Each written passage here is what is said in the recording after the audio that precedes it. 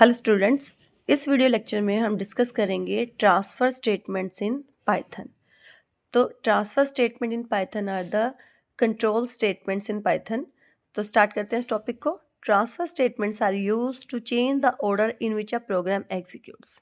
Means जब program की execution होती है तो किस ऑर्डर में स्टेटमेंट्स को एग्जीक्यूट होना है, उसकी ऑर्डर को चेंज करने वाली स्टेटमेंट्स को हम बोलते हैं ट्रांसफ़र स्टेटमेंट्स इन पाइथन। तो पाइथन में 3 तरह की ट्रांसफ़र स्टेटमेंट्स है। One is break statement, second is continue statement and third is a pass statement. तो वन बाय वन हम डिस्कस करेंगे। सबसे पहले हम बात करते हैं यहाँ पर ब्रेक स्टेटमेंट की। जो ब्रेक स्टेटमेंट्स हैं मोस्टली ये यूज़ होती है लूप्स में। और ब्रेक स्टेटमेंट काम कैसे करती है? Break statement exits from the loop and transfer the execution from the loop to the statement that is immediately following the loop.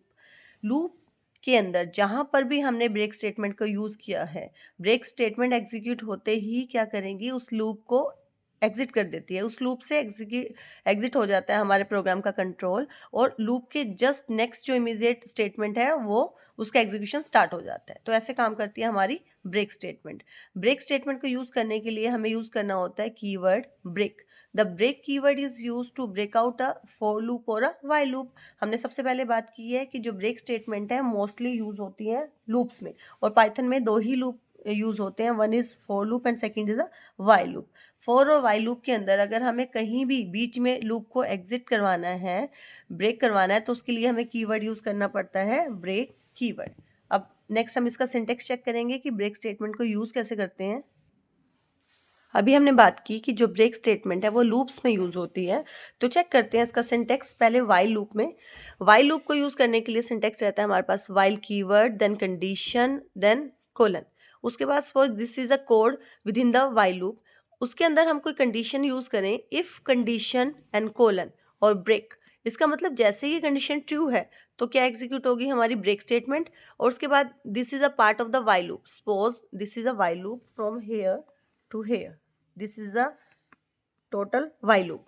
और within the while loop हमने जहां पे भी ये कंडीशन यूज की है, इफ कंडीशन एंड ब्रेक, जैसे ही condition true होगी तो ये ब्रेक स्टेटमेंट एग्जीक्यूट होगी।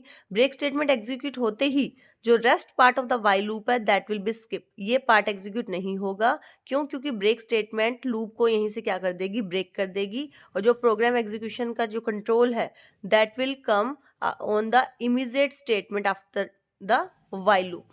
यानी ब्रेक स्टेटमेंट क्या करती है, हमारे लूप को बीच में ही क्या करवा सकती है, ब्रेक करवा सकती है। This is the syntax of the break statement within the while loop.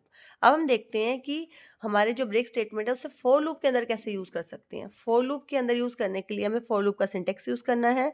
और फॉर लूप का सिंटेक्स क्या कहता है, सबसे पहले कीवर्ड फॉर, उसके बाद कोई भी variable name in sequence. That sequence can be anything, either tuple और लिस्ट और स्ट्रिंग और सेट और डिक्शनरी। उसके बाद कोलन। उसके बाद suppose this is the code of the for loop. For example जो फॉर लूप का कोड है वो यहाँ से यहाँ तक है। इसके बीच में हमने कहीं भी कोड में यूज किया इफ कंडीशन।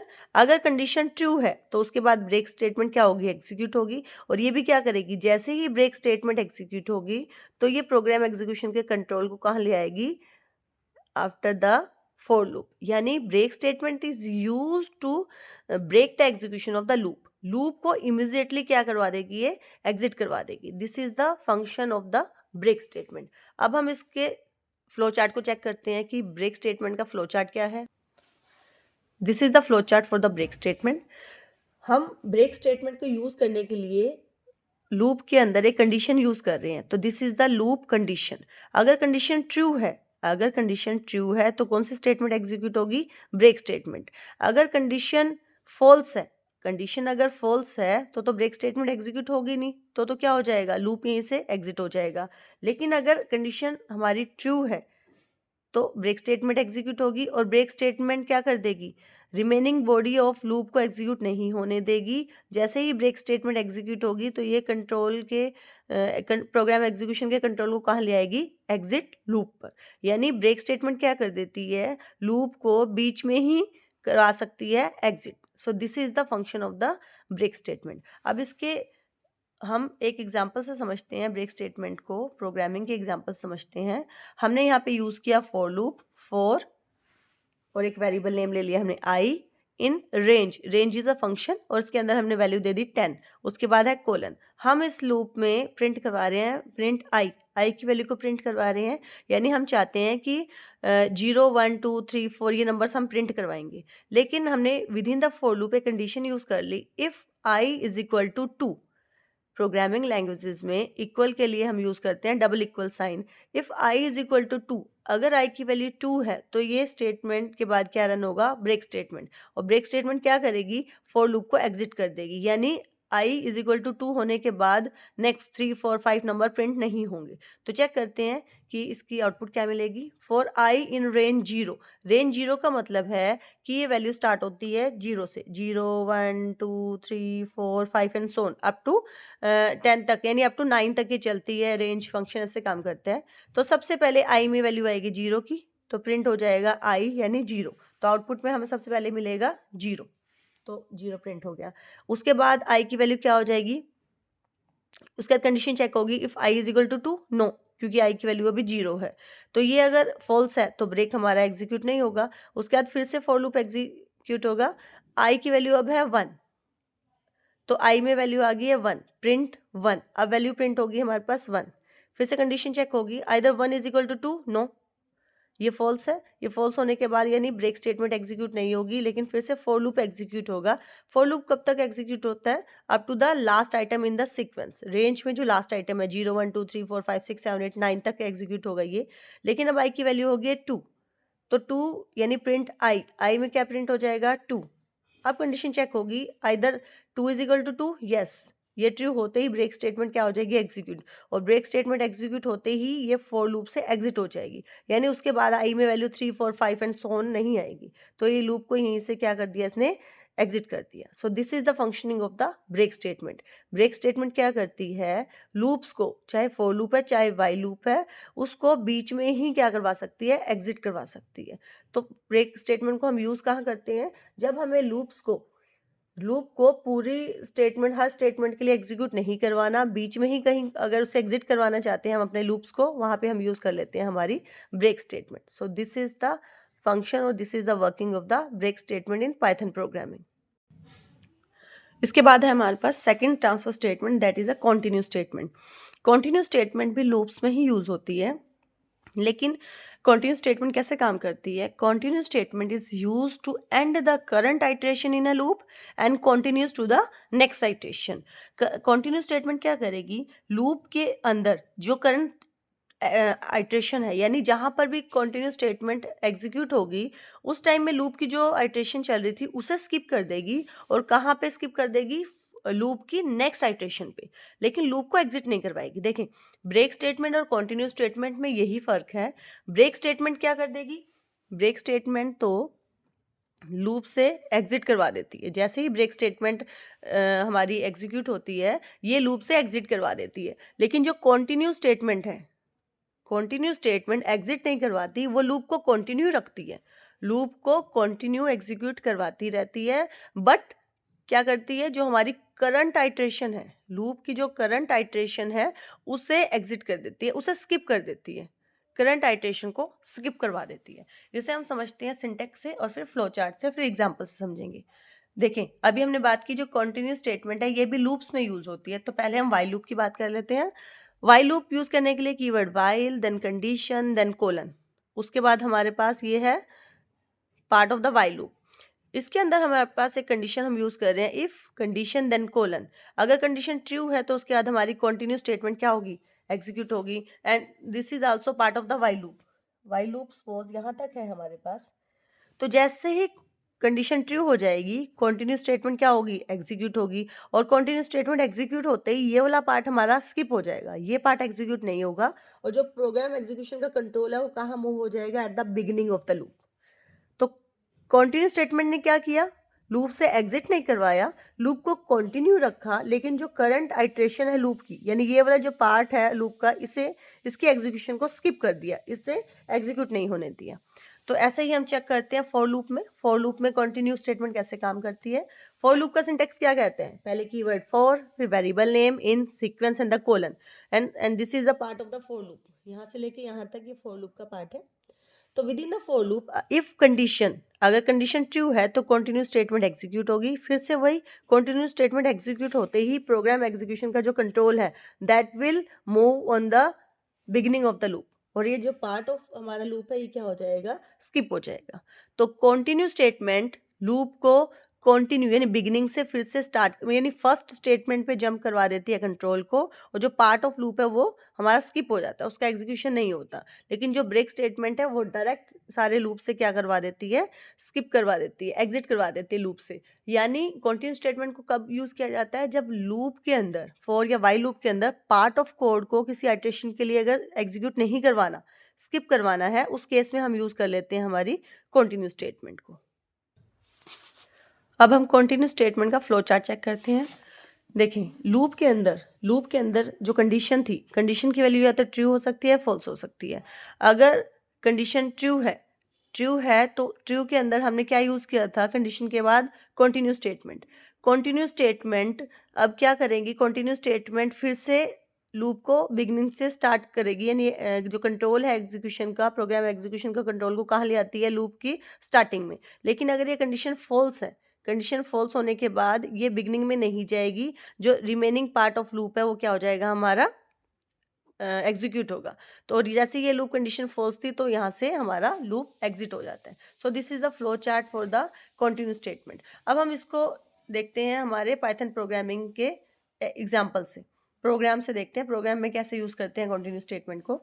फॉर लूप के अंदर हम यूज कर रहे हैं कंटिन्यू स्टेटमेंट। फॉर लूप के लिए keyword for, then variable name S, in हम यहाँ पे यूज कर रहे हैं स्ट्रिंग में हमने ले लिया Python. If s is equal to y, अब देखें 1 बाय 1 हर करेक्टर किस में असाइन होंगे, s के अंदर।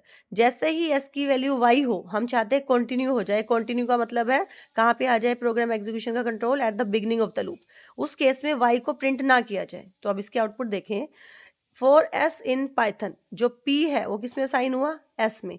चेक होगा क्या p is equal to y, no, ये फॉल्स है तो ये वाली स्टेटमेंट एग्जीक्यूट नहीं होगी। लेकिन s की वैल्यू को प्रिंट करवा देंगे, s में क्या है, p।